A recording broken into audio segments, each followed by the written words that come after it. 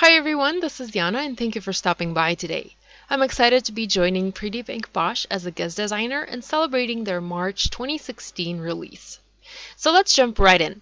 Going to be using the Birdie Friends stamp set, the large chick in particular, along with a few additional images, and going to be doing lots of simple watercoloring.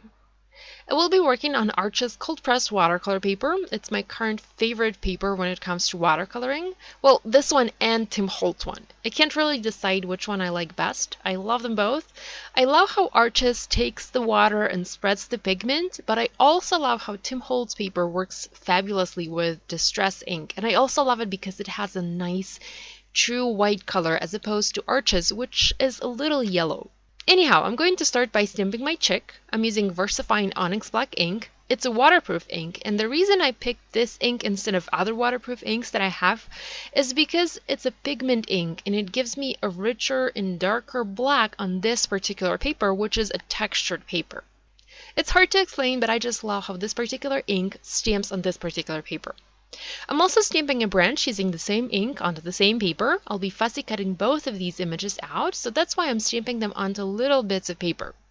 I also try to use every last piece of my Arches paper as it's quite expensive, so that's why I have these little leftovers here. I've stamped some leaves to go with the branch, and I'm going to set these aside for now to let them dry, and I'm going to work on a background. I'll be doing some watercolor ink smooshing using distress inks, and I've picked a few of my current favorite colors. I have mustard seed, wild honey, and picked raspberry. I also have a plastic piece of packaging here. I'll be using it to transfer the ink onto my paper and doing the smooshing with it. So I'm starting with mustard seed here. I've pressed the ink pad onto the plastic to get some ink out of the ink pad. I'm going to use a water bottle, a misting bottle, and spray the ink with water and place my paper on top to absorb the water and the ink, or to sort of smoosh the ink onto the paper. You can also pick up the plastic and put it on top of the paper instead of putting the paper on top of the plastic. That would give you a little bit more control over where you're adding the ink to if you want to add it to a specific section. So the first color has been applied. I'm going to use my heat tool and quickly zap it to get it relatively dry, and we'll add my second color, picked raspberry. So I'm doing the same thing here, adding the ink onto the plastic, spritzing some water, placing my paper on top, and absorbing the ink. I love how these two colors mix together, giving me beautiful yellows, orange, peach, and pink colors. I'm letting the water move on the paper a little bit and mix the colors slightly, and I'm going to zap it with my heat tool again and dry it one more time.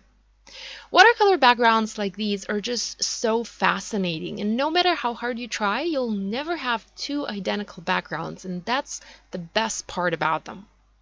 So I'm going to add my last color now, the hot yellow wild honey. Again, placing my paper on top of the plastic with the ink, letting it sit there for a few seconds to absorb the water and the ink, and lifting it up to reveal the gorgeous watercolor effect. I mean, isn't that beautiful? And I can't wrap my head around how easy it is to actually make backgrounds like this. All you need is some good paper and some good watercolors, and a little bit of water too. I decided I needed to add a little bit more pink to one spot, so this is what I'm doing here. I'm adding more color to my background, and once I'm completely happy, I'm going to move on to coloring my chick, my branch, and my leaves. I'm going to use the same yellows for the chick, mustard seed, and wild honey. We'll use gathered twigs for the branch, and crushed olive for the leaves. I'm using a water brush and a clear block to color my images. I'm pressing the ink pad directly onto the clear block and then picking up the ink with my water brush to color. So first I'm adding the lighter yellow, mustard seed, and then going in with the wild honey and adding highlights to this image. I love to color with distress ink. It's always so simple and so effortless, and the results are fantastic. So it took me a few minutes to color my chick here. I also added a little bit of pink to her cheeks to make her blush. And then I colored the branch and the leaves in the same way. I used my scissors to cut the images out. There are matching dies available for these, but I didn't have them, so I went with a good old fussy cutting way.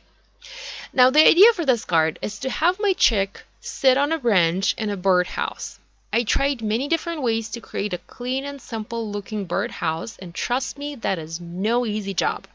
So I ended up with the most simple way ever. I used the scalloped squares dies and die cut a little corner out of the same Arches cold press watercolor paper. I used the same paper because I wanted it to have the same look and texture. So all I did was spend hours and hours, and I'm not exaggerating here. So I spent hours trying to figure out how to make the birdhouse. And finally I just die cut a little itty bitty corner, and that worked beautifully for this card.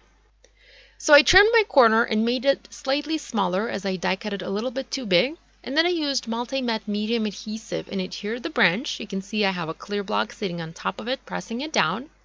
Then I added the bird. I used foam adhesive there, and I also foam mounted the birdhouse illusion. Yes, I'm calling it an illusion because that's what it is. There's no birdhouse there. There's just a roof floating in the air, making it look like the birdie is in the birdhouse. Now, while I was foam mounting these, I also stamped a sentiment. Cheer up, friend. I think it's a perfect one for a card like this. And I also stamped a few little music notes to make it appear like the birdie is singing.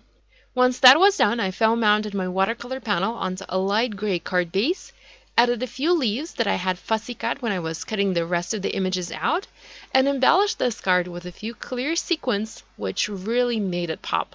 So this is it for today. My little birdhouse card is finished. Thank you so much for watching. I'll see you next time. Bye!